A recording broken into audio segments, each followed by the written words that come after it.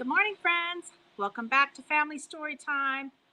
All right, let's find our spots and sit down, crisscross applesauce. Let's get our listening ears turned on. All right, we ready for our hello song? Here we go. Hello, friends. Hello, friends. Hello, friends. It's time to say hello. Good job, guys. Alrighty, today I wanted to share some fall story time with you, or stories with you today. Fall is in the air. Can you feel how chilly it's been in the morning and the leaves are changing colors? So we're going to work on some colors today. But I'd like to begin with our first story called Sneeze, Big Bear, Sneeze by Maureen Wright. Let's begin. The wind whipped through the autumn woods and swirled to the spot where Big Bear stood. She whirled the leaves right off the trees, just as Big Bear let out a sneeze. The wind said, "Bear, can't you see? The leaves flew down because of me." And Bear said, "Wind, it wasn't you. The leaves fell down when I sneezed. Hachoo!" Big Bear tried to nail the leaves back using the hammer and some tacks. The wind kicked up and raced to the sky, swinging down low and then spinning up high. She said, "That bear knows nothing at all. I dropped the leaves because it is fall." The big bear walked as the cold wind blew and came to a tree where apples grew. Just as Big Bear let out a sneeze, branches shook in a very strong breeze. "Oh my," said Bear with an unhappy frown, watching the apples drop to the ground. He knew as they fell with a thumping sound that sneezing had made them all fall down.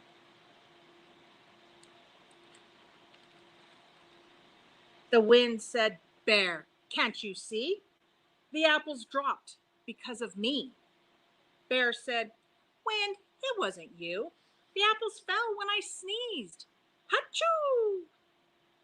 He put the apples on a branch of the tree, stacking each one carefully.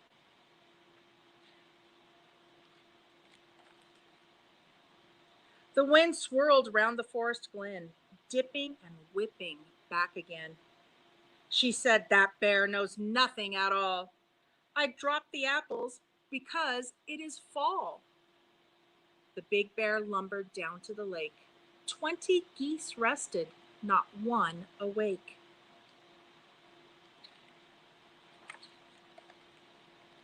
Just as Big Bear let out a sneeze, waves splashed up like a stormy sea. The geese flew off with a honking sound, flapping great wings above the ground.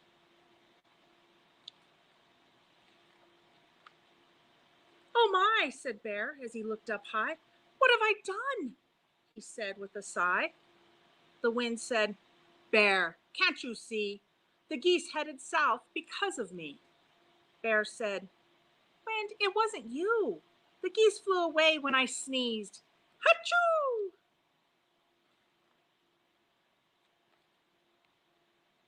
The wind spun round the autumn woods, then circled back up where Bear stood, and she yelled, "Big Bear, I've had enough. I've tired of this crazy, ridiculous stuff." No. Wind took a deep breath and let it out with a whirling, twirling, mighty shout. "I whip the leaves right off the tree and drop the apples wherever I please. I scare off the geese before they freeze and tickle your nose to make you sneeze. I do it all. I'm the autumn breeze."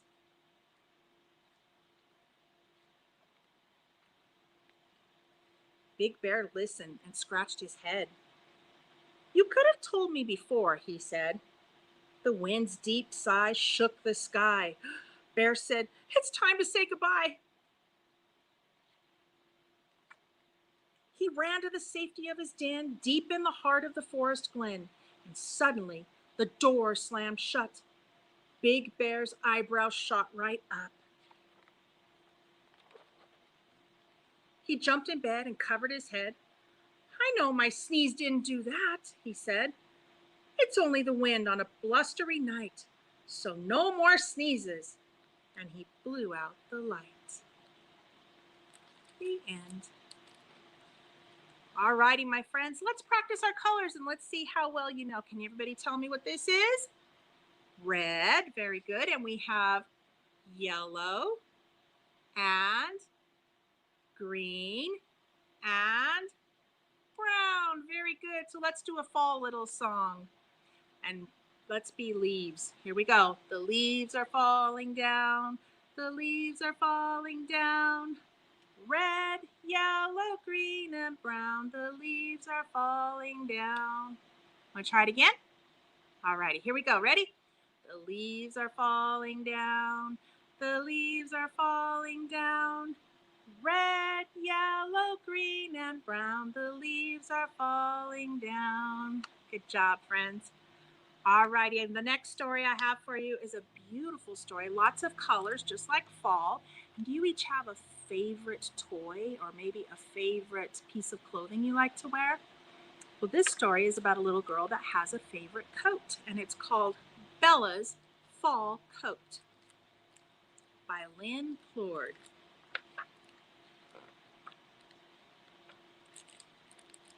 Bella was little, but not as little as she used to be. Gramps tisk tissed. You're going to burst out your buttons, girl. It's time for a new coat. Bella shook her head and said, No, Grams, this coat is my favorite. You made it for me, and I want to wear it forever. Bella Marie, nothing lasts forever. Winter will soon be here. But whoosh, Bella was already outside. Bella twirled and whirled. She crinkled and crackled. She dove down deep and popped right back up. When Grandma jangled the lunch bell, Bella burst into the kitchen. Eek! Screamed Grandma. A leaf monster! Bella giggled. It's just me, Grams. Fall leaves are my favorite. Let's keep them forever. Well, I know a way we can keep them for a little while, said Grams. Can you see that? They're ironing their leaves to make a pretty picture. After lunch, Grams said, Now, Bella, about that coat. But whiz! Bella was already outside. She stretched and reached. She picked and plucked. She crunched and munched on a delicious apple. Grams, my coat has pockets big enough for a whole tree of apples, said Bella. Can we make an apple pie? My favorite. Said Grams. I'm sure we can make something with these. After supper, with warm apple tarts for dessert, Grams tried once more. Your coat, Bella. Zoom! Bella was already outside.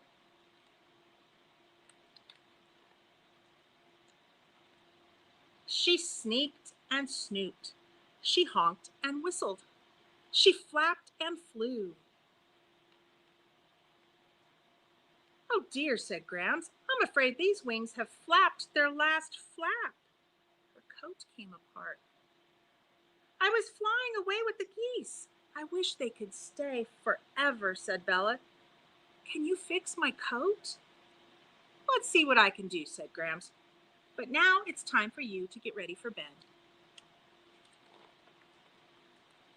Grams tucked Bella in tight. The little girl, who wasn't quite so little, fell asleep and dreamed of her favorite things: bright orange leaves, crisp, juicy apples, and soft white feathers. Meanwhile, Grams snipped and clipped. She pushed and pulled. She whirred and snored.